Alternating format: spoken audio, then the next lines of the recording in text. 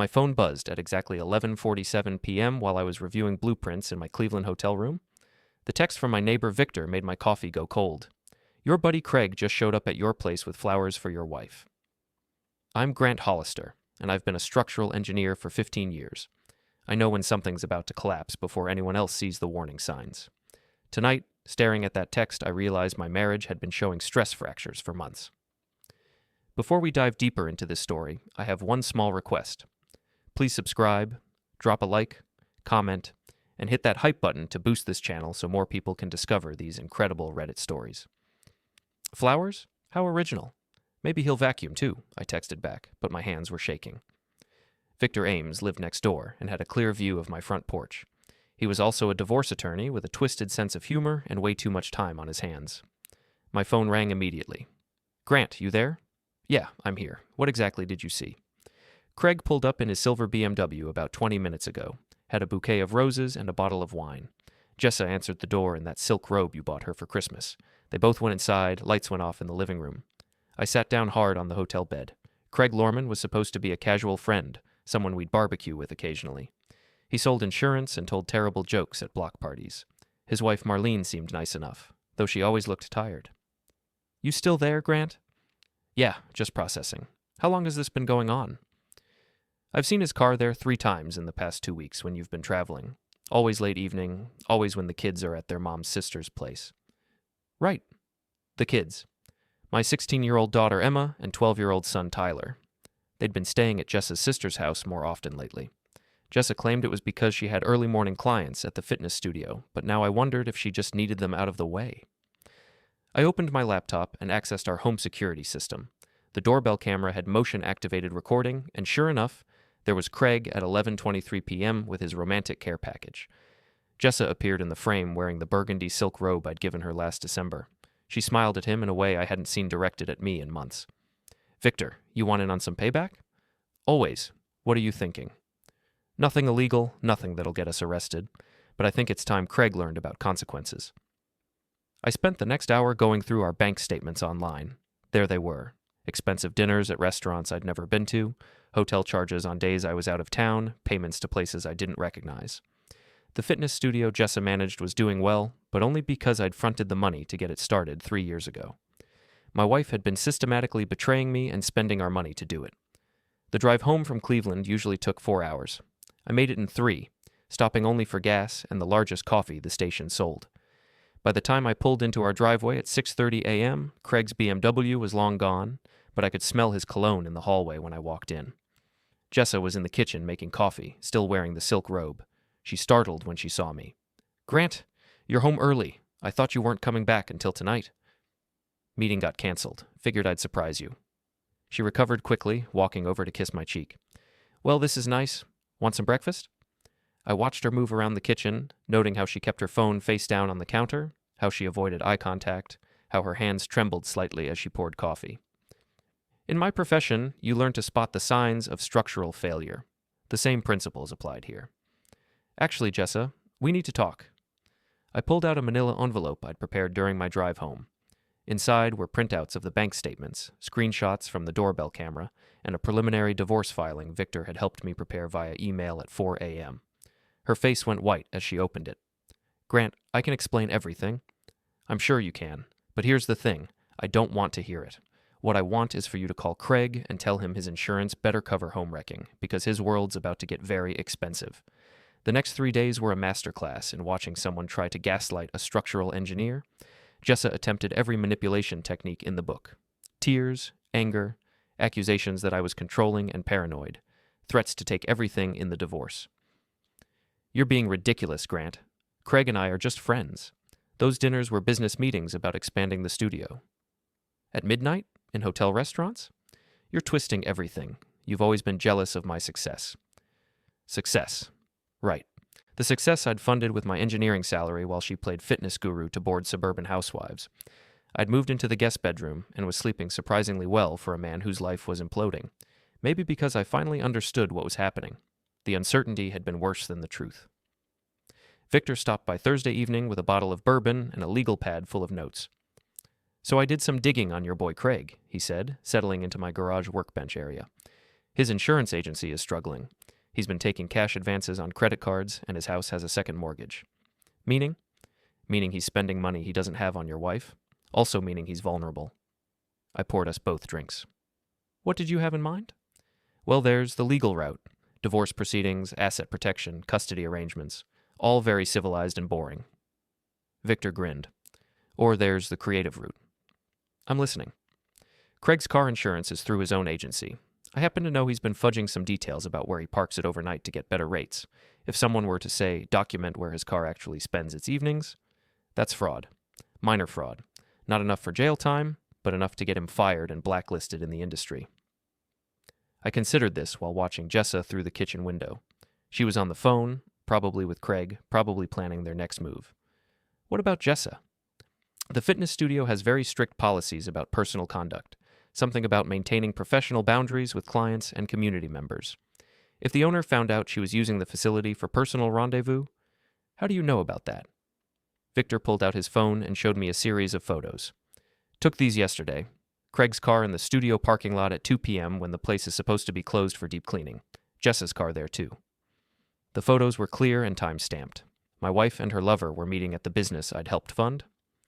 You want to know the best part? Victor continued. The studio owner is Linda Morrison. Remember her from high school? She was 2 years behind us, total straight arrow type. She runs that place like a military operation. This kind of scandal would make her furious. I remembered Linda, student council president, valedictorian, the kind of person who actually read terms of service agreements. If she found out her facility was being used for affairs, she'd probably burn it down herself. Okay, so we document Craig's insurance fraud and Jessa's unprofessional conduct. Then what? Then we sit back and watch them destroy themselves. But first, we need to protect your assets. We spent the next 2 hours moving money into accounts Jessa couldn't access, documenting every questionable expense, and building a case that would leave her with as little as possible. It felt good to use my analytical skills for something personal. Friday morning, I put the plan into motion. I followed Craig from his house to his office, noting that he parked in a premium downtown lot despite claiming he used street parking on his insurance forms. I took photos with timestamps and GPS coordinates. Then I drove to the fitness studio. Jessa was teaching a yoga class, all serenity and fake enlightenment in her expensive athletic wear. I watched through the window as she guided a room full of women through poses, talking about finding balance and inner peace. The irony was thick enough to choke on. After class, I approached her in the parking lot. Grant, what are you doing here? I brought you lunch. I held up a bag from her favorite sandwich shop. Thought we could talk. She looked suspicious, but followed me to a picnic table outside the studio. I waited until she'd taken a few bites before I started talking. I've been thinking about what you said, about me being controlling and paranoid. Her face brightened. Really? Yeah, and I realized you're right. I have been suspicious lately, like when I noticed Craig's car here yesterday during your deep cleaning time. The sandwich fell from her hands. Grant, that's not what you think. What do I think, Jessa? He was helping me move some equipment. At 2 p.m. on a Wednesday, when the studio's supposed to be empty? She started crying, but they were angry tears, not sad ones. You followed me? I drove by, saw his car, started wondering what kind of equipment needs moving that requires the studio to be completely empty. She stood up abruptly. I don't have to listen to this. No, you don't, but Linda Morrison might be interested in hearing about it. That stopped her cold. Linda was her boss, her mentor, the woman who'd given her a chance when no one else would. You wouldn't. Try me. That weekend, I attended the monthly block party our neighborhood threw in the community center. These events were usually boring affairs with potluck casseroles and discussions about snow removal, but tonight felt different. Tonight, I was hunting. Craig was there with Marlene, playing the part of devoted husband. She looked tired, as always, but she was trying to engage with the neighbors, asking about their kids, and complimenting the food. Craig kept checking his phone and making excuses to step outside for work calls. I positioned myself near the dessert table where I could observe them both. Marlene caught my eye and waved. Grant, how are you? Where's Jessa tonight? She had a client emergency, I said, which was probably true in the most twisted sense. How are things with you two? Oh, you know Craig, always working. The insurance business keeps him busy at all hours. I bet it does. Marlene was a kindergarten teacher, the kind of person who saw the best in everyone. She probably had no idea her husband was spending their savings on another woman. Actually, Marlene, can I ask you something? Has Craig mentioned anything about expanding his business, maybe working with fitness studios or health clubs? She looked confused. No, why? Just wondering. I've seen his car at Jessa's studio a few times during off hours. Thought maybe he was looking into providing insurance for small businesses. I watched her process this information. She was smart enough to know that insurance consultations didn't happen at 2 p.m. in empty buildings. Which studio is that? Morrison Fitness, the one on Maple Street. She nodded slowly. I'll have to ask him about that. Craig returned from his latest work call and immediately sensed tension. What are we talking about? Grant was just telling me about your business meetings at that fitness studio, Marlene said carefully. Craig's face went through several interesting color changes. Oh, that. Yeah, just exploring some new market opportunities. At 2 p.m. on a Wednesday? Well, small business owners keep irregular hours. I decided to twist the knife a little. Jessa mentioned you've been very helpful with some equipment issues, too. Equipment? Moving things around, heavy lifting, that kind of help. Marlene was watching this exchange with growing suspicion. Craig looked like he wanted to disappear into the floor. We should probably get going, Craig said suddenly. Early morning tomorrow. It's Saturday, Marlene pointed out. Right, golf game. They left shortly after, with Marlene asking pointed questions as they walked to their car. I felt a small surge of satisfaction watching Craig try to explain himself. Victor appeared at my elbow with 2 beers, and that was beautifully done. Just planting seeds. Speaking of which, I have an update on our friend's insurance situation. We moved to a quieter corner where Victor filled me in on his research. Craig had been falsifying information on multiple policies, not just his own. His agency was already under scrutiny from the State Insurance Commission for some questionable claims processing. One anonymous tip about his parking situation, and they'll audit everything. He'll be lucky to keep his license. And Jessa? I had coffee with Linda Morrison yesterday. Mentioned I was concerned about after-hours security at local businesses. She told me she's been noticing some irregularities in the studio's usage logs. What kind of irregularities? Lights on when they shouldn't be. Climate control running during closed hours, cleaning supplies being used more frequently than expected. So she's already suspicious. Very. She just needs a little push to investigate further. Monday morning, I provided that push. I called Linda and identified myself as a concerned neighbor who'd noticed unusual activity at the studio. I'm sure it's nothing, I said, but I've seen cars there during your closed hours. Just thought you should know, in case someone has unauthorized access. Linda thanked me for the information and assured me she'd look into it immediately. Tuesday evening, Jessa came home looking shaken. Linda wants to see me tomorrow morning. She says there are some policy violations she needs to discuss. What kind of violations? I don't know. Something about facility usage and professional conduct standards? I made sympathetic noises while internally celebrating. I'm sure it's just a misunderstanding. She asked specifically about after-hours access and whether I'd been allowing non-members to use the facility. Have you? Jessa looked at me sharply. Of course not. Then you have nothing to worry about. Wednesday afternoon, she called me crying. Linda had fired her, effective immediately. The official reason was breach of professional conduct policies and unauthorized facility usage. Linda had security footage showing Jessa and Craig entering the studio during closed hours on multiple occasions. She says I violated the trust she placed in me. She's considering legal action to recover damages. Damages? Utility costs, cleaning expenses, potential liability issues. Grant, she could sue us for thousands. I felt a warm glow of satisfaction. That's terrible, honey. What are you going to do? I don't know. I need to find another job, but Linda says she can't provide a positive reference. She might even tell other studio owners what happened. Jessa's career in the fitness industry was effectively over in our area. Word would spread quickly through the tight-knit community of studio owners and fitness professionals. That evening, Victor called with more good news. Craig got fired today. The Insurance Commission opened an investigation based on an anonymous tip about fraudulent documentation. His agency dropped him immediately to avoid association with the scandal. What about Marlene? She kicked him out yesterday. Apparently, she did some investigating of her own after our conversation at the block party. Found hotel receipts, credit card statements, the whole thing. She's filing for divorce and going after everything. I poured myself a celebratory bourbon. Both of my wife's affair partners were now jobless and homeless. It was a good start. The next phase of my plan required perfect timing and a complete lack of mercy. I'd spent my career understanding how structures fail, and now I was going to apply that knowledge to destroying two people who'd betrayed everyone who trusted them. Thursday morning, I visited Craig at the cheap motel where he was staying. He answered the door looking like he hadn't slept in days, wearing the same clothes from 2 days ago. "Grant, what are you doing here? We need to talk." I pushed past him into the depressing room with its stained carpet and broken air conditioner. Craig looked like a man who'd lost everything, which was exactly what he was. "Look, about Jessa and me, save it. I'm not here for apologies." I sat down in the room's single chair and studied him. "Here's what's going to happen, Craig. You're going to disappear. Leave town, find somewhere else to rebuild your pathetic life, and never contact my wife again. You can't just, I can, and I will. See, I know about the other women." His face went white. "What other women?" "The client from your insurance agency. The one you've been meeting at that hotel on Route 9. The married one whose husband thinks she's at book club on Thursday nights."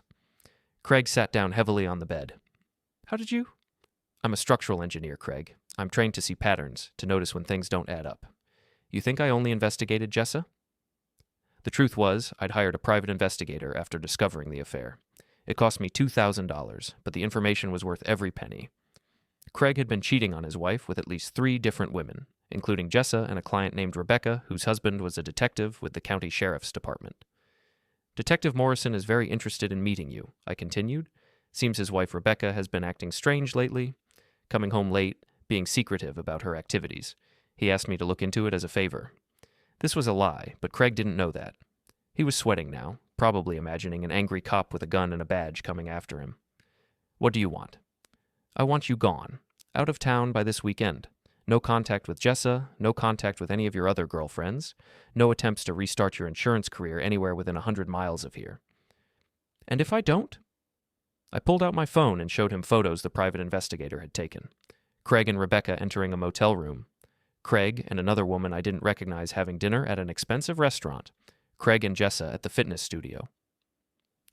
Then these go to Detective Morrison, to Rebecca's book club friends, to the State Insurance Commission as evidence of additional fraud, and to every insurance agency in Ohio.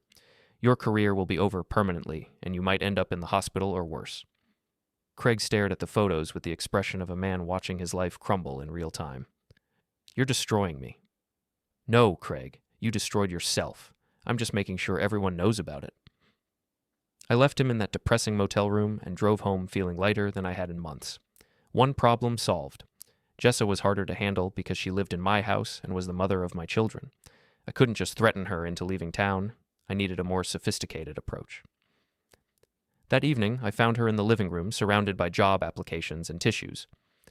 "Any luck with the job search?" She looked up with red, swollen eyes. "Linda called 3 more studios today. She's telling everyone what happened. No one will hire me." "I'm sorry, Jessa. That seems excessive." "She says I damaged the reputation of fitness professionals in the area. She's treating this like I committed some major crime instead of just making a mistake." A mistake? That's what she was calling months of systematic betrayal and theft. "What about other types of work?" "Like what? I've been in fitness for 8 years. It's all I know." I pretended to think about this. "Well, there are always retail jobs. Or you could go back to school, get training in something else." "With what money? You moved all our savings into accounts I can't access." "Our savings? You mean the money you were spending on hotels and expensive dinners with Craig?" She started crying again. "I know I messed up, Grant. I know I hurt you. But we have kids together. We have a history. Can't we work through this?" I looked at her objectively, the way I'd evaluate a building with structural damage. Some things could be repaired. Others needed to be torn down completely. "I don't think so, Jessa. Too much damage to the foundation." Friday afternoon, Victor called with the final piece of good news I'd been waiting for. Marlene found Craig's other bank account, the one he was hiding from her. Turns out he'd been skimming money from client insurance payments to fund his affairs. That's embezzlement. Exactly. She's turning everything over to the prosecutor's office. Craig's looking at criminal charges now, not just civil penalties. Where is he now? Gone. Checked out of the motel yesterday and hasn't been seen since. Left his car in the parking lot with the keys in it. So Craig had taken my advice and disappeared. Smart man. If he'd stayed, he would have been arrested within days. What about the car? Marlene had it towed. She's selling everything he left behind to recover some of the money he stole. I felt a deep sense of satisfaction. Craig was gone, probably driving towards some distant city where he could start over with nothing. His marriage was destroyed, his career was finished, and he was facing potential criminal charges if he ever returned. Jessa's punishment was just beginning. The community center was packed for the monthly block party, but tonight felt different. Word had spread about Craig's disappearance and Jessa's firing, and I could feel the neighbors' curious stares as I walked in alone. Victor met me near the entrance with 2 beers and a satisfied grin. "You ready for this?" "More than ready." I'd spent the past week preparing for tonight. The community center had a projection system for presentations, and I'd volunteered to give a talk about home security systems. What the neighbors didn't know was that my presentation would include some very interesting footage from my own doorbell camera. Linda Morrison was there, looking relieved to be free of the scandal Jessa had brought to her studio. Detective Morrison was also present with his wife Rebecca, who looked nervous and kept glancing toward the exits. Marlene arrived alone, which wasn't surprising since her husband had vanished. She'd lost weight and looked exhausted, but there was a strength in her posture that hadn't been there before. Discovering Craig's betrayals had hurt her, but it had also freed her from a marriage that was slowly destroying her. "Good evening, everyone," I began, standing at the front of the room with a wireless presenter remote in my hand. "Tonight, I want to talk about security, specifically about how modern technology can help us see things that might otherwise remain hidden." I clicked to my first slide, which showed various types of home security cameras and their features. Many of you have doorbell cameras now. They're great for seeing who's visiting your home, especially when you're not there to answer the door yourself. Click. The next slide showed my own front door with a timestamp from 3 weeks ago. For example, here's my own front porch on a Tuesday evening when I was out of town on business. The room was quiet, everyone focusing on the large screen. The video began playing, showing Craig walking up to my door with flowers and wine. Then Jessa appeared in her silk robe, smiling as she let him inside. I heard gasps from several neighbors. Someone whispered, "Oh my God."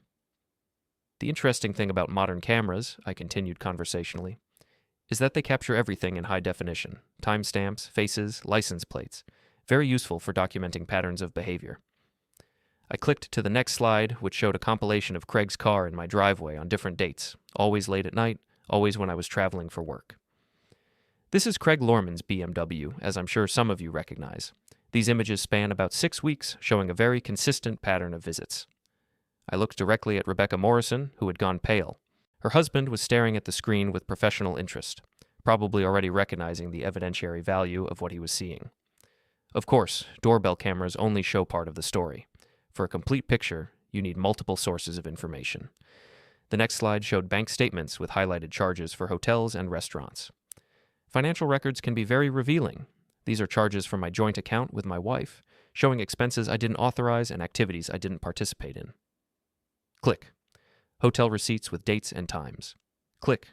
Screenshots of text messages between Jessa and Craig, discussing meeting times and locations. The room was completely silent now, except for the sound of people shifting uncomfortably in their chairs. The fitness studio where my wife worked also had security cameras, I continued, very thorough documentation of who entered the building and when. The next video showed Craig and Jessa entering Morrison Fitness during closed hours, then leaving together 2 hours later. The timestamp showed it was during the time the studio was supposed to be empty for deep cleaning. Linda Morrison stood up abruptly. "I think we've seen enough." "Almost finished," I said pleasantly. "Just one more thing to share." The final slide was a photo of Craig's car at the Route 9 motel, with Rebecca Morrison clearly visible, walking toward his room. Detective Morrison stood up slowly, his face dark with controlled anger. Rebecca was crying now, covering her face with her hands. "You see," I said, "security isn't just about protecting your property. It's about protecting yourself from people who would take advantage of your trust." I turned off the projector and faced the room full of shocked neighbors. Craig Lorman was stealing from his insurance clients to fund affairs with multiple women, including my wife and at least one other person in this room. He's currently wanted for embezzlement and fraud. My wife was using a local business to conduct her affair, violating her professional obligations and potentially exposing the business owner to liability issues. I picked up my beer and took a sip. They both betrayed people who trusted them, people who cared about them, people who deserved better. So I made sure everyone knew exactly who they really were. Marlene started clapping. Slowly, others joined in, until most of the room was applauding. Linda Morrison nodded approvingly. Detective Morrison was leading his sobbing wife toward the exit, probably to have a very serious conversation about her activities. Victor appeared at my side. "That was beautiful, Grant. Absolutely beautiful. Justice isn't always pretty, but it's necessary. I looked around the room at my neighbors, people I'd lived near for years, without really knowing them. Tonight, they'd seen what I was capable of when pushed too far. They'd also seen what happened to people who betrayed my trust. Jessa wasn't at the block party. She was probably at home, packing her things and trying to figure out where she could go now that everyone in town knew what she'd done. Her sister had already told her she wasn't welcome there, and her parents had made it clear they were ashamed of her behavior. I finished my beer and headed for the door. Tomorrow, I'd file the final divorce papers. The house would go on the market, and I'd split the proceeds with Jessa as required by law, but it wouldn't be much after paying off the debts she'd accumulated. Craig was gone, probably forever. His career was destroyed, his marriage was over, and he was facing criminal charges if he ever returned. He'd lost everything because he couldn't keep his hands off other men's wives. Jessa would survive, but her life in this town was finished.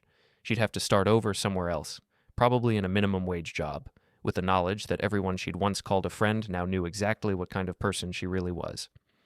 Rebecca Morrison's marriage might survive if her husband was feeling forgiving, but her reputation was ruined. The whole town now knew she'd been cheating with a man who was stealing money to pay for their hotel rooms. As for me, I felt lighter than I had in years. The weight of uncertainty, of suspicion, of being made a fool of was gone. I'd taken control of the situation and made sure that actions had consequences. I walked to my car in the cool evening air, listening to the sounds of the block party continuing behind me. Life would go on. The neighborhood would find new scandals to discuss, but they'd remember this night, and they'd remember that Grant Hollister wasn't someone you could betray without paying a price. I drove home to my empty house, poured myself a bourbon, and sat in my garage workshop surrounded by the tools of my trade. Tomorrow, I'd start planning my new life. Maybe I'd move to a different city, find a new job, meet someone who understood the value of honesty and loyalty. Or maybe I'd stay right here, in the house I'd worked so hard to afford, in the neighborhood where everyone now knew not to cross me. Either way, I'd sleep well tonight knowing that justice had been served. The structural fault in my marriage had been repaired through controlled demolition. Sometimes when the damage is too extensive, tearing down and rebuilding is the only option. I raised my glass in a toast to the empty garage. Here's to new foundations,